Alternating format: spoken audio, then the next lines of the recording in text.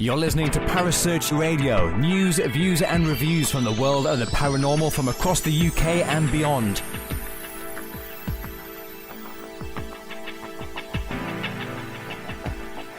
Find us on Facebook, Twitter and the World Wide Web. Parasearch UK Radio.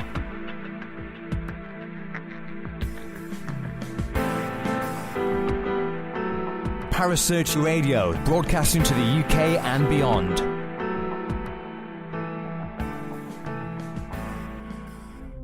The views and opinions expressed by presenters and guests are their own and do not necessarily reflect the official policy or position of Parasearch UK Radio or its affiliates and sponsors. Listener discretion is advised.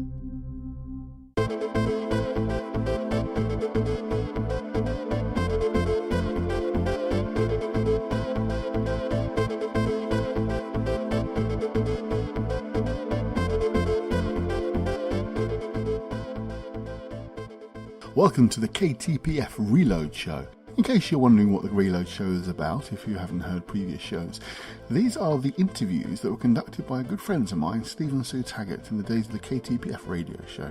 Their own radio show ran for just over 4 years, broadcasting every week for over 3 hours. I joined them in the last 18 months of the show's run, but eventually the guys felt they'd just about had enough. It was a monumental effort to keep broadcasting every week for 3 hours. It was a wonderful show. But unfortunately they're no longer involved, and the shows have just sort of sat in the archives, so I thought it would be nice to bring them back to life and bring you the interviews that the guys conducted over those 4 years. They include some of the most interesting people within the world of the paranormal and some not so well known but still, nevertheless still very interesting. We even have 1 or 2 rather unusual shows, including a live seance and other things along those lines. Anyway, hopefully you'll enjoy tonight's show, and this is the KTPF Reload Show. Enjoy. They've landed. You're in the right place. Online, on the web, and on air. All over the world. Talk radio. You hear us, we hear you. Yeah, good evening everybody and welcome to another edition of the KTPF Community Talk Show. My name's Suzanne. I'm Steve. And tonight we are talking about the Bermuda Triangle. This is a region of the west part of the North Atlantic Ocean in which ships, planes and people are alleged to have mysteriously vanished. It's been quite popular for quite a few years now, and basically back in the days of Columbus, it started to be reported that even Columbus himself reported strange lights and strange compass readings when he was in the area back in 1492. In 1609, the Sea Venture got wrecked during the first attempt to colonize Bermuda. But between 1945 and 2008, 129 planes have disappeared. That's just 2 a year, working on a percentage. Despite hundreds of planes, ships and pleasure craft that go through the triangle. So why does it affect some and not others? Well, tonight we are going to talk to a young lady, Cary Trantham. We're going to talk about her experience of the Bermuda Triangle that she did when she flew through the Bermuda Triangle in 1995. It's a very interesting story, isn't it, Steve? It is indeed. So yes, so we'll be talking about that, but we'll also be asking her about the latest report. We had it in the Daily Mail back in February that as far as the National Oceanic and Atmospheric Administration are concerned, it's official. The Bermuda Triangle is a myth. Yes, the US Navy doesn't recognise it, and insurance companies don't charge you any more for going through it. No. So they don't recognise it either. And they're basically saying that it's down to the weather conditions that happen during the time, and they're saying it's just down to the weather conditions, the foul weather, the poor navigation involved. So are they saying it's down to the people that's doing this? That and Mother Nature, yes. Yeah. I have a few things that could have caused disappearances here. Okay. Okay. The first flight is mainly for shipping. It's a very deep area, deep trench there, and it's in deep trench and whirlpools can cause the ships to be sucked into whirlpool and sunk. Methane gas. Yes. And they've proven it in tanks with small models and things that a bubble of methane gas can actually sink a ship. Pirates, of course. Okay. There's rogue waves. They are actually recognised now. Even these space stations have noticed waves up to 95 feet high. 95 feet high. And these are not tsunamis, these are waves. Yeah. Yeah. Okay, there's water spouts, tornadoes, cyclones, and hurricanes, of course. And if you want to go from a supernatural version, how about this one then? Go on then, talk to me. Edgar Coy's Giant Crystal of Atlantis. Okay. He's reading of the Bermuda Triangle, told about a huge laser crystal that was a powerful weapon that was also used as guiding energy source for Atlantean aircraft. Coy said the crystal was submerged underneath the water of the Bermuda Triangle. He stated that on clear days when the water was calm and the sunlight hit the crystal and activated it, the crystal's being disrupted electronic equipment and was responsible for the disappearances in the Bermuda Triangle. I see. So it is a mysterious place. Even Barry Manilow sung about it. Excuse me, yes, he did indeed. But how about this one? Okay. UFOs and USOs. USOs. Yes. Unflying submarine objects, is it? Submersed objects. You got it. I see this bit says about Christopher Columbus seeing the strange lights on the horizon, and referred to the Bermuda Triangle. He later saw a round glowing object submerged into the ocean. In addition, Columbus reported how on 2 occasions the compass reading was northwest at night, and by daybreak it corrected itself to align with the North Star. There are similar stories about UFOs and USOs, unidentified submerged objects, within the Bermuda Triangle. Some theorize that UFOs are using vortexes and wormholes to enter and exit our world, and somehow ships and planes also go through these passages. Hi, Cary. Hi. Can you hear me okay? I can hear you. Can you hear me fine? Yeah, that's fine. I can't. You can't see me at the moment because I'm saving bandwidth just in case it goes wrong. Okay, but I'm seeing you and hearing you perfectly. Okay. Good.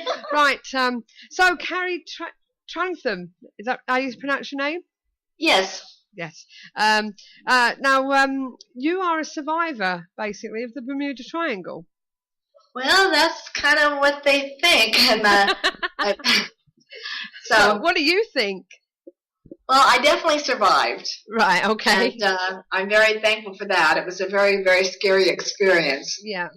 Okay. Well, would you like to take us through it? Tell us how, what happened and everything. Well, it was a flight up to Daytona Beach to see my daughter, and it's a flight that I had flown several times. And I was living in the Florida Keys at that time, and it started out fine. And what's interesting is that one of the pilots that I was flying out of the Key West Naval Air Station, I was belonged to up there, and one of the big jet fighter pilots told me once that there's a dead airspace between the Florida Keys and the mainland, and I had always, every time I flew, I always thought about that conversation that we had. And he says, well, don't worry about it, just keep flying or climb a little higher and you'll make radio contacts, so nothing to be worried about. And I always thought that was kind of strange, a dead airspace. What the heck is that? So, but anyway, I was flying up to see my daughter, and I landed in Norman Beach. We went shopping, and I did everything I needed to do by filing a flight plan and everything else to go back to the Keys. and I was flying. I had to change my flight plan because there was some stormy weather moving in a front coming into Florida, so I had to change my flight plan from the way I flew, because I flew directly across the Gulf to Naples and then across Florida to the coastline and then up to Ormond.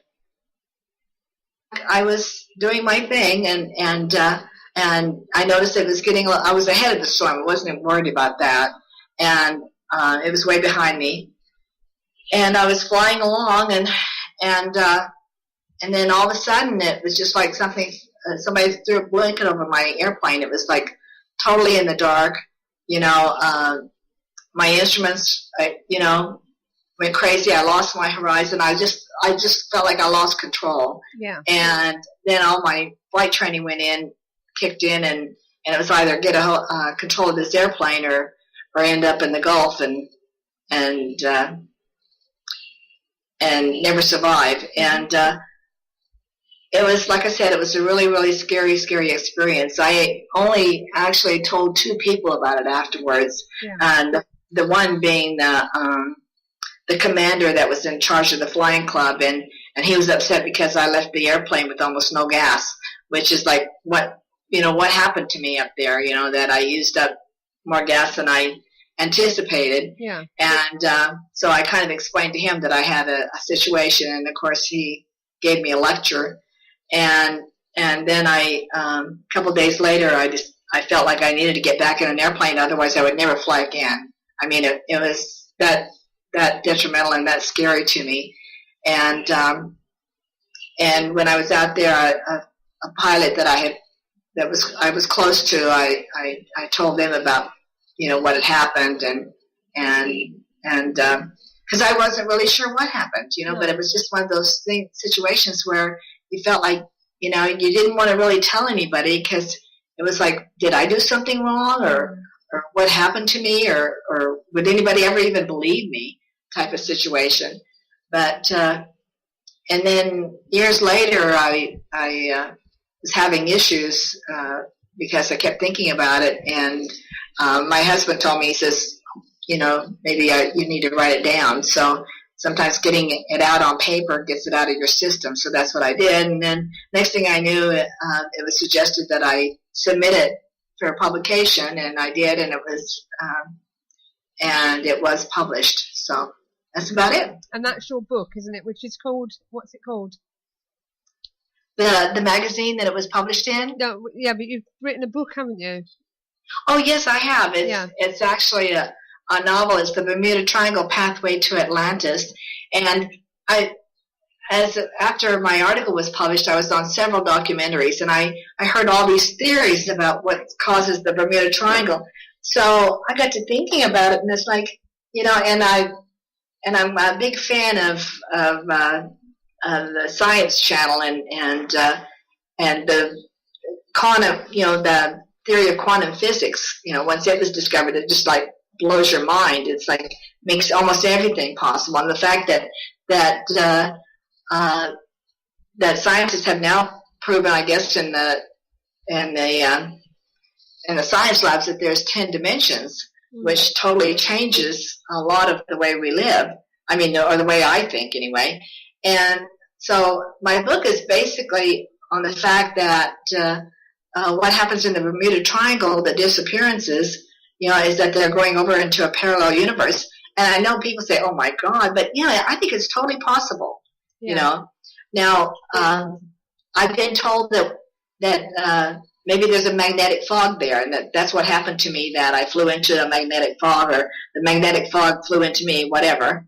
And that's another possibility, I think, of what's going on there. Because in researching my book, The Bermuda Triangle Pathway to Atlantis, I looked up the magnetic force that covers our planet, and it's just freaking awesome. Yeah.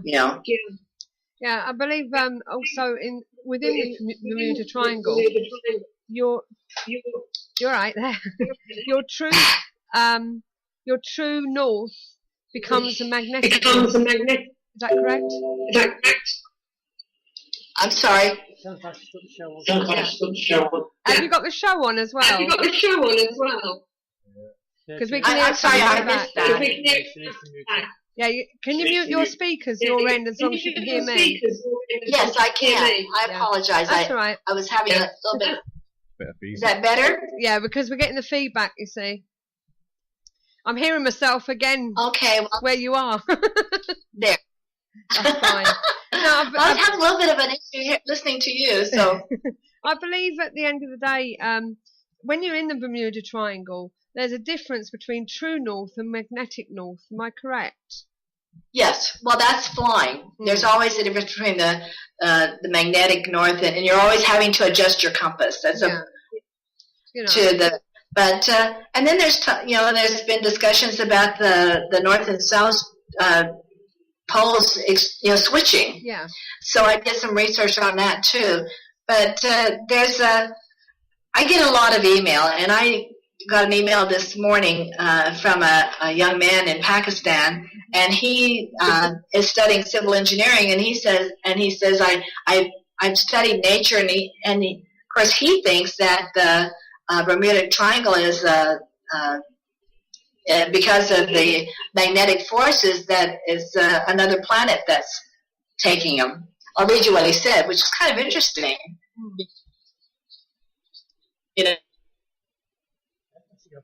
It's all right. She keeps dropping out a bit. Have we lost her? Yeah. So it's a big distance from you. Cary, if you can hear me, can you turn your camera off? She's died on me. Oh, she's gone. She's gone. We will get her back, don't worry. We will get her back. Don't forget, if you have problems... Are we back? Friend. Yep. Hi. Yeah, if you leave your camera off, it will be okay with the bandwidth. I'm sorry? Skype can be a bit finicky. If you have your camera on, sometimes it uses too much bandwidth, and therefore it cuts out. So if you leave the camera off, it should be fine. Okay. Okay.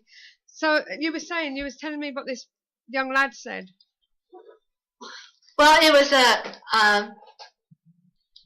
I just feel like I can't turn my video off. I guess I'm off, though. Yeah, you are off. Yeah. I just consider myself a believer. That means I believe in everything. Until somebody absolutely proves that it doesn't exist, it exists. Because, and we, as far as nobody has actually proven that there's no such thing as a ghost. No, this is. And there's no such thing as time travel. Nobody's proven that we can't travel through time. In fact, I've been reading a lot about time travel and time. Even Einstein says that the way we consider time is based on our movement through the universe. There's really no such thing as time.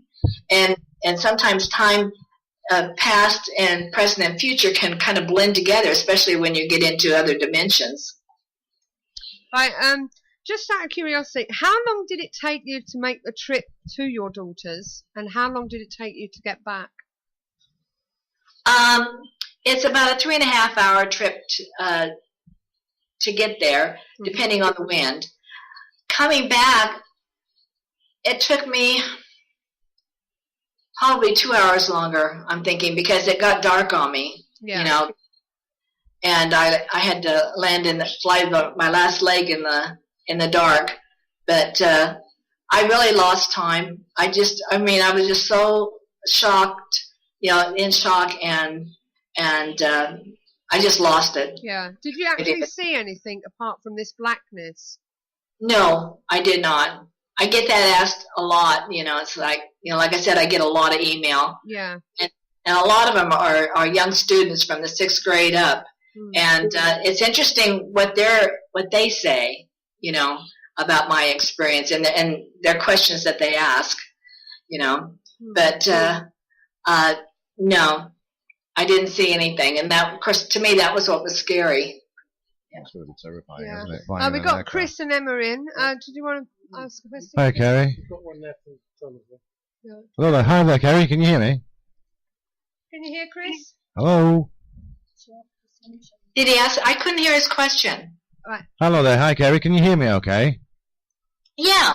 Hi, how are you? I'm not too bad, thank you. I'm not too bad at all. Well, my name's Chris, and it must have been a very, very, very scary experience. Obviously, you're flying over places, and it's completely black and you can't see anything whatsoever. Maybe navigational systems are malfunctioning and things like that when you're flying at altitudes in an aircraft. So I can understand the anxieties and the fear that you must have you incorporated, and I can certainly understand carrying these with you from that day maybe to this day. I mean, obviously if you still suffer from these things, but would you ever consider flying? Would you fly back over that in that same area again? Well, that's a common question, and yes, I have. I did actually. The first time I went back over there was with the Discovery Channel and their pilot. We went over the same area, and I did by myself again, but I no longer at night.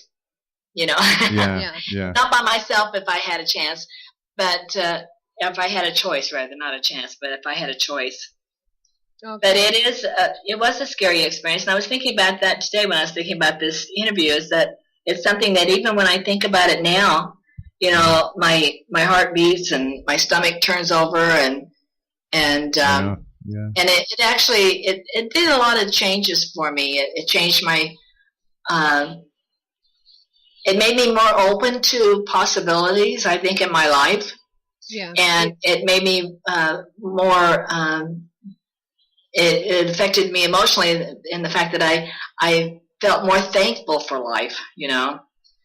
I think anybody that has a life-death experience where they feel like they're not going to, survive it, have that feeling that, yes, so do you it's think, good to wake up in the morning, So do you feel more... because of the encounter, obviously the experience has sort of given you that bit more guidance, that enlightenment. So you obviously, like you just said, you see things in a different way now, or So do you think it's added to your enlightenment and sort of helped develop you further onto to the person that you've become today? Absolutely, I think that I don't know if I was actually enlightened, but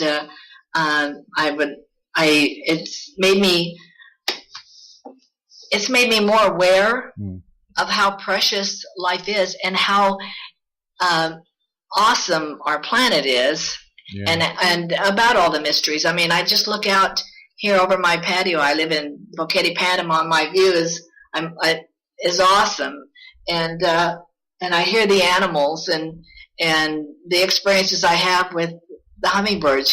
They come looking for me if they get hungry. I mean, life is just fascinating, and what we experience is just fascinating. And in fact, I have a friend that said that he has a friend that says that Earth is actually the vacation spot for aliens. I thought that was fun.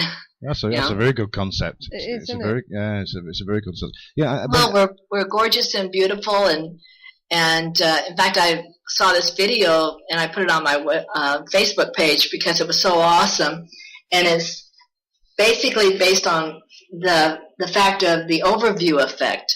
And the overview effect is like the astronauts that left the planet, when they were heading to the moon, their main goal was the moon, and that's what they were looking at. And then all of a sudden they turn around and look at the planet Earth behind them, and it affected several of them, spiritually, because here's this planet that's absolutely blue and gorgeous and hanging in the sky, and I can see where aliens would think of it as a vacation place. It's certainly a shame where we have to go through things or experience things to appreciate the planet and things that we've got around us that we take for granted on an everyday basis, don't we? We get up in the morning, we're breathing, we're breathing air, we can communicate, we're alive, we feel the warmth from the sun on our faces and on our bodies, and like you say, the animals, the birds and everything just, living around, and the general consensus of life itself.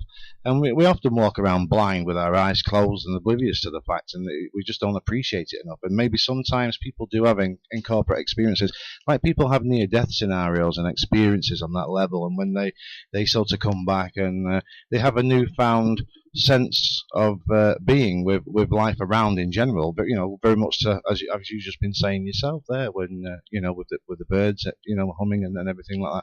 It's just a shame that we have to go through these things, and maybe sometimes we're designed to go through certain experiences, depending on what them experiences are, but maybe we're designed to go through them to open our eyes to such, maybe.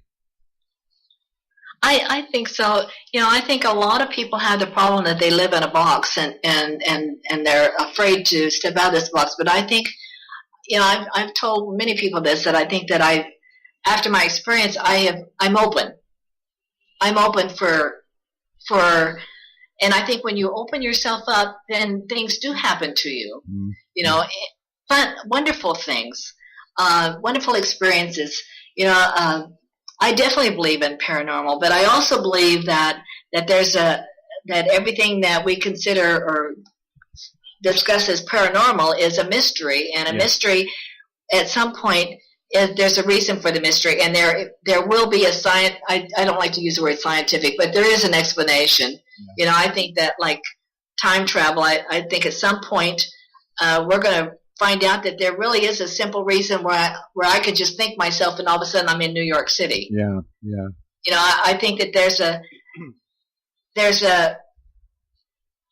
is a way to do it. We just don't know what it is to transport ourselves. And the explanation will be something really simple. It's like the scientists are going to just hit their heads and say, "Oh my God, we should have known that." That's it. And we can change our particles and change our or whatever and transport just like that.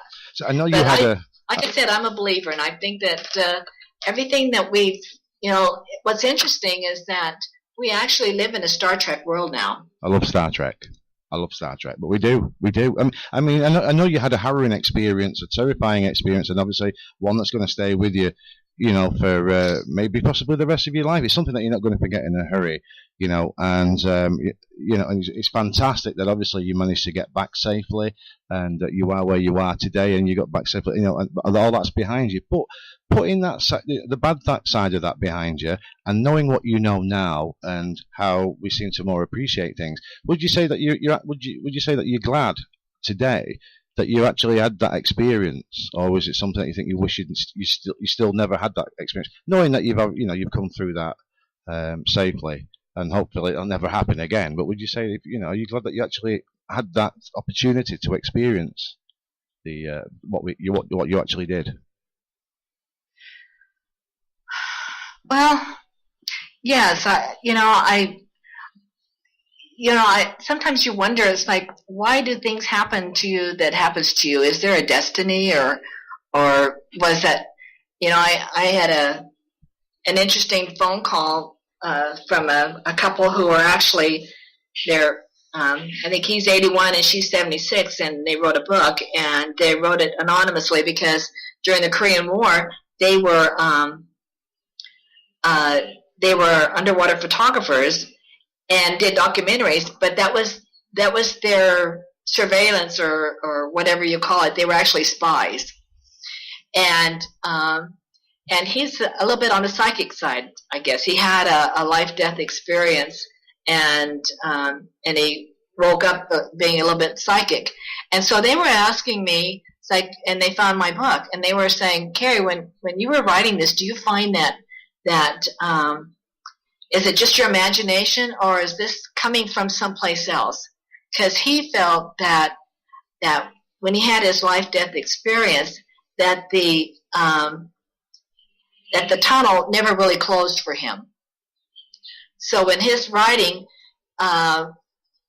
he feels like it's coming from someplace else other than his own, imagination. And I thought that was really, really interesting, because I thought about that, and I never, I had a life-death experience, and so when I was 24 and I had a car wreck and my heart stopped 3 times, and I just wondered, and it got me thinking, it's like, I wonder if maybe this opened me up to, like the Bermuda Triangle experience or whatever, but what is this happening? And sometimes I wonder, where my thoughts do come from. Is it just my imagination, or is there another funneling into my mind? The other night, I woke up in the middle of the night, and a name. It was a very strange name. It was Robert, and it was like the very strange last name, and I kept spelling that name, and I don't know anybody by that name. And it's like, where in the world did that come from? So their conversation was really, really interesting, and we talked for well over an hour, and they're in the States, and I was down here. So I plan on catching up with him when I'm in the States. But what do you think? Do you think that there's a possibility that, some of these, some of our thoughts are not really coming from our own minds, but someplace else? We've got some questions for you from the chat room, Cary. First of all, JW wants to know, how did your friends and family react when you told them? Actually, I didn't tell them. No. Okay. In fact, my husband complained because I was married to him for 3 years before I ever told him about the experience, and I was having problems with nightmares, and that's when it was suggested that maybe I write it down. Because sometimes when you got things, that are on your mind constantly, it's easy to, just putting them down on paper kind of gets them out of your system. So, but yeah, he was a little upset that I hadn't told him until after 3 years of marriage. Okay. And Andy wants to know, was you supposed to be when you were flying, and you was 2 hours more than what you should have been flying, so to speak, because you took a different route, didn't you? Yeah. I did take a different route, but because I didn't fly. I was flying the coastline, so yeah, that would have taken me a little bit longer to fly that way. Right. That's the way I went, because the way I left, I flew from Key West straight north to Naples and across. Yeah. So I was flying across the Gulf. So basically, Andy's question is, were you supposed to be there, or did you end up miles from nowhere when it blacked out? No, I was supposed to be there. I was doing my flight plan. Okay. But when everything went black on me, the thing is that you lose your, what's the word for it? Anyway, I wasn't sure if I was upside down or right side up. Right. And then I wasn't sure if I had floated, east or west, or where I just lost where I was. And of course, back then, maybe if I'd had a GPS, that might have been different. But at that time, we didn't have GPSs, or at least not for little airplanes. He wants to know, what makes you think that you didn't black out during flight? Well, that's a good question. I did a talk not too long ago, and I was asked that if maybe I had a blackout, and I honestly don't know. Right. I couldn't tell you if I blacked out or not. Wouldn't the plane have crashed if you'd have blacked out? Because it wasn't on auto, was it? No, the plane wasn't on auto, so wouldn't the plane have crashed if you blacked out? Well, it's amazing how amazing small airplanes are. They're built to glide, and it depends on how long I was blacked out, actually. But I don't think I was. I think I was just in a state of shock because I was so intent. I think thinking back, it's like I was thrown into a survival mode, and where the adrenaline was flowing. And you always hear strange things about that happening to people, where people lifting up cars off of other people, to save a life or whatever. It's amazing what our bodies and our minds can do when that adrenaline is flowing. And like I said, I kind of liked my existence, and I think I was just trying to survive. I didn't want to die. No. Oh. He goes on to ask, have you ever tried hypnosis to retrieve the memory of that time? And if not, would you consider it? Obviously at the time you're panicking and what have you, aren't you? I have done hypnosis. I was very much into hypnosis, and I think hypnosis is an amazing way to get into a meditative state and to explore your subconscious mind. I never really addressed my experience, and I never really wanted to. I don't know why, whether I was just afraid or what, but I've had some other interesting experiences under hypnosis, finding my inner guide and this sort of thing, and which is another situation. It's like, where in the world did that come from? Is that in my imagination, or is there another dimension going on with all of us? But that's, like I said, I'm very active with hypnosis. I have been in the past, and I never wanted, and I never asked anybody to take me back. No. I suppose it's something you wouldn't like to go back to anyway, really. I really, there's a, yeah, So, but, well, you survived, obviously. Yes, I did. Which is good. Yes. Otherwise, you'll just prove to us that ghosts do exist. But, as I say, do you feel, even though you got back on the bike, so to speak, do you sometimes feel when you're flying a little bit edgy at all now? Oh, absolutely. Yeah. I don't fly at night at all. No. Yeah. Do you ever and I don't like to fly by myself. I'd rather have a co-pilot there with me. Do you cross the Bermuda Triangle at all? Pardon? Have you ever crossed the Bermuda Triangle since? Yes, I it's kind of hard not to. Yeah. When you live in Florida. There's a theory that obviously it doesn't happen to everyone. What makes you think that? Well, I don't know. Like I said, I talk to a lot of, or I correspond with a lot of, especially students, and a few adults about the Bermuda Triangle. Mm-hmm. And for one thing, and there's another gentleman, Gian Kesar, who has written some books on the Bermuda Triangle, and he's on my Facebook. So he's talking about getting back into another book about, or more, and I asked him, I says, do you think it's changed? Or I emailed him, or Facebooked him rather, and I says, do you think it's changed over the past 50 years?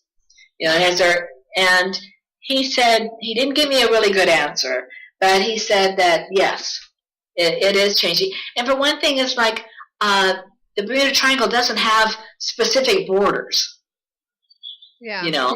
Yeah. I know that it moves just like anything else is going to move on this planet, and it fluctuates.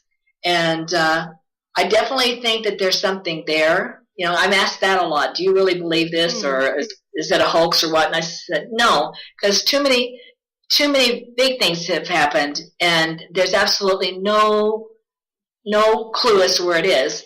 And it's kind of like, I keep wanting them to find Flight 370. Yeah. Not only for the family, but just for closure. It's just like, and not having these closures causes a mystery, and it's very scary. It's not really scary, but it's very strange that things are happening, and why you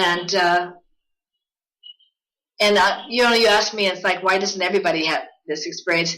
It's amazing. On the different shows I was on, it's amazing how many people have things happen to them in that area and don't talk about it, or don't say it. Like this one pilot that was flying me in the Discovery Channel, he was saying that he was flying between Puerto Rico and Miami all the time, and one time they had their plane on automatic pilot, and it kept swerving off of automatic pilot. I mean, there was absolutely no explanation for it. Yeah. Now, so there's lots of things that are happening there. It's just that I happen to tell my story. But I think that a lot of people have stories. There's something going on there, whether it's the magnetic forces or who knows. Yeah.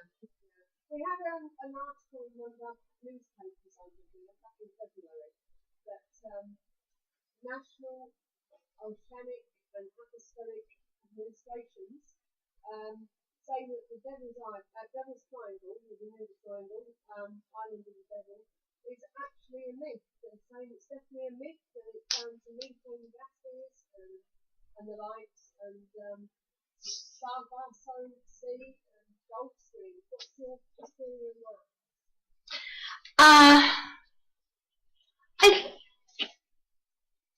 the government's doing some stuff there too. Somebody was saying there's under a water sonar and this sort of thing, and maybe they're just trying to hush up. Yeah. I think that there is something going on, and I know I think it's the organization is an amazing one. But I was up in Florida not too long ago, and there were 29 whales trying to beach themselves in Fort Lauderdale, which is in the Bermuda Triangle. Now, why would 29 whales try to beach themselves? And I think that maybe there's something going on with their sonar. Maybe all of our, who knows? Maybe our GPSs and all this stuff is affecting the sonars of these whales and dolphins, which is a scary thing to say. So, and the jet stream is going through there, and the jet stream has moved actually some with the Earth and everything else, all the stuff that goes on with our weather and everything else. But what do I say? I can't agree. Let's put it that way. Right. And the other thing I wanted to ask you is about your book. Why did you call it Pathway to Atlantis? Pathway to Atlantis? Yeah. I think because we can't find Atlantis. People are searching for Atlantis, and they think that it did exist at some point, a civilization that was maybe even more advanced than we are right now. And so I called it because the Bermuda Triangle is an unstable portal to a parallel world, which is where the city of Atlantis went to. That's my whole concept. I kind of liked it. Because there is an explanation, I must admit, that Atlantis is in the Bermuda Triangle. Yeah. Yeah, and actually, in my book, the basis of it is that the people of Atlantis knew that something was going to happen. A big meteorite was going to hit the planet and flood it or whatever. And so they created a parallel universe. They were that far advanced. And I have to, my favorite scientist, can I mention his name? Yes. Michio Kaku. In fact, he wrote a book about parallel universes, and they're definitely a possibility, absolutely a possibility.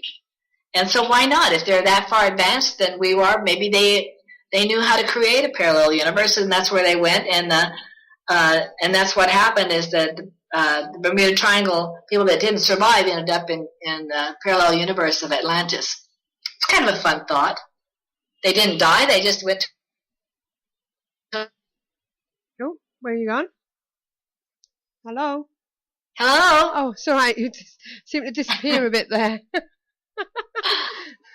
I don't know. Well, I think, is that enough questions we've got in the chat room? There is one I wanted to ask from JW. Have you ever been on the show Unsolved Mysteries? No. I've been on a couple Discovery channels about the Bermuda Triangle. I've been on the Sci-Fi and the Learning Channel and National Geographic. Those are the ones. I think that you can go to YouTube and watch my little, where they talk to me about it. But no, not on Unsolved Mysteries. They haven't asked me. No, right, okay. I think somebody thought you might have been on there. So no, so I've been on several, but not on that one. Right, okay. So one last question. There was nothing that actually knocked you off course during this trip, was there? You was on course all the way, would you say? Yes, nothing knocked me off. Well, after my little incident, I didn't know where I was. Right. So I was knocked off course there. I had to contact Miami and finally and ask them to give me my where I was. Tell them, because they had my plane on radar, so they knew where I was. I just didn't know where I was, and I really wanted to go home. Right, okay. Pardon? You got a mic?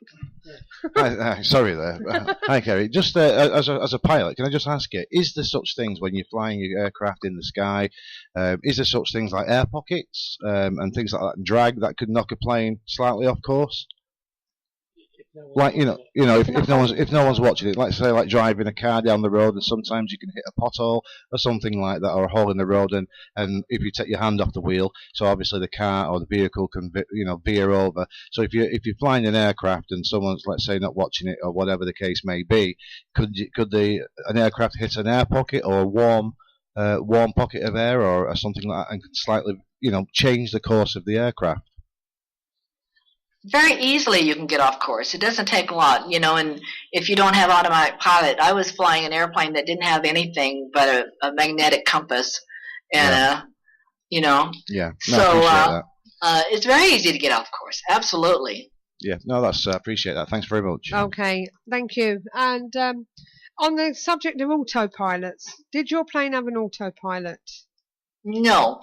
Right. Do all planes not have an autopilot? A lot of the small planes don't have autopilot. Right. Okay. I'm not. Yeah, a pilot, my little so airplane didn't it? Like I said, it had a magnetic compass and a clock. You know? Okay. So obviously, the magnetic field that was in the area that caused things to go a bit haywire. Just to clarify everything, and it was obviously during the Bermuda Triangle, and it gave you an experience that you'll never forget. Absolutely. Okay, well, thank you for coming on the show, Cary. Thank you for the questions in the chat room, and for Chris. We're really pleased we've got you on after all this time. Thank you for taking your time to come on. Okay, and I'll leave you to enjoy the rest of your day. Okay, thank you so much, and I've really enjoyed it. Thank you, Cary. I have to say real quick, I worked with a gentleman from Manchester when I about 20 years ago, I was working in Germany, and he was a hoot. Was he? Yeah. He was quite the character, so I'm quite fond of Manchester. All right, okay. Well, thanks very much. I don't actually come from Manchester, but I'm from Manchester. But Chris does. And I'm a hoot. Thank you. Thank you. I actually come from down south, so okay. But I live up here anyway. Well, thanks again, Cary. Please enjoy your flights. I hope nothing happens to you again, and every success with your book. Thank you so much. I really appreciate it. Cheers, Cary. Goodbye. Cheers. Bye-bye. Bye-bye. Bye-bye. There you go. That was Cary Trantham. Yes. And her story, as she remembers it from flying through the part of the Bermuda Triangle. Anyway. Yeah. But anyway, we're going to call it a day. So until next time, all we can say is keep the paranormal friendly. Good night and God bless. Good night, everyone. This is where it's at. Hello, Harry Price here. Good evening. If there's nothing myself and everybody else enjoy here on the other side more is the sit back and relax and listen to Parasearch Radio with its paranormal news, views and reviews from across the UK and beyond. Make sure to find out more about them on Facebook, Twitter and the World Wide Web, whatever they are, to keep up to date with all their broadcasts throughout the week. And I hope you enjoy them as much as we do over here. Hello? Is anybody there?